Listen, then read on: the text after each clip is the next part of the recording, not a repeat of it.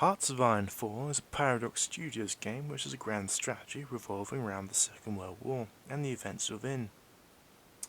The new DLC, called La Résistance, features an expanded event tree for Spain, both nationalist and republican. It also expands France, Vichy France, and Portugal. This adds extra depth if you like playing as these countries. It also includes new reconnaissance units to help improve player knowledge of the battlefield. Most notably, however, is the espionage mechanics, which adds more information about enemy nations and is something I find rather handy. What you're seeing currently is my second playthrough as Hungary, my first being the United Kingdom. I found this country to be one of the more interesting countries to play, and I wish other games would include their military into their games, as they had a unique assortment of equipment and played a very interesting role during the war. That being said, they are actually included in Steel Division 2. I've played this DLC several times, and to be honest, I'm not that impressed. Although it is a certainly welcome addition, I don't think it justifies the price of £16 on Steam. I think that £10 would have been a much better price. By the way, £16 is about $20 US. I say this because quite often I find it surprisingly difficult to get a population who actually resist. I often found myself having a really tough time to get people to resist, as quite often the AI would be able to force compliance much more effective than I was able to get them to actually resist.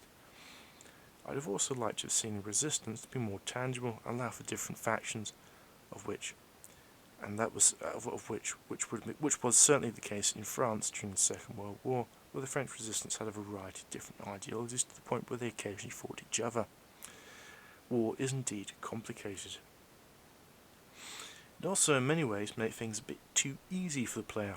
I mean, if I am to get something diplomatically from another nation, then all I have to do is to send a spy to conduct political influence operations, at which point I can pass almost anything through the diplomatic options menu. This can be somewhat useful, as I found that when I obtained control of the Norwegian Navy as the UK, I couldn't actually get them to navigate the Straits of Skagerrak. So I applied political pressure on Sweden to take them in, which saved me losing ships.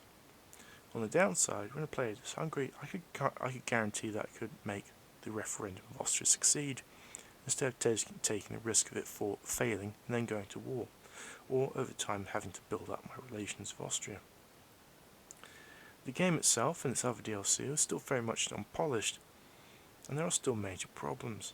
AI often builds to an unrealistic level, and to the point where it's extremely difficult to play as countries such as the UK if you desire to invade Europe, although it's not impossible.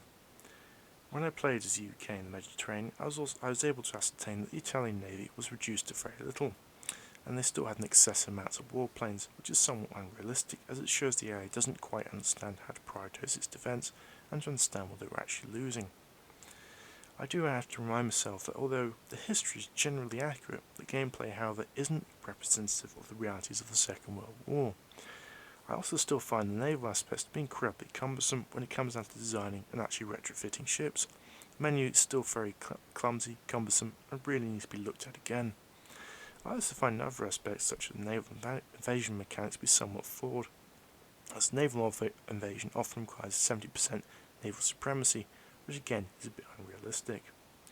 As dismissive as this review may sound, I do still recommend it if you're a fan of the game and enjoy it for what it actually is. And if you're an avid fan of the game, then you may very well enjoy this DLC.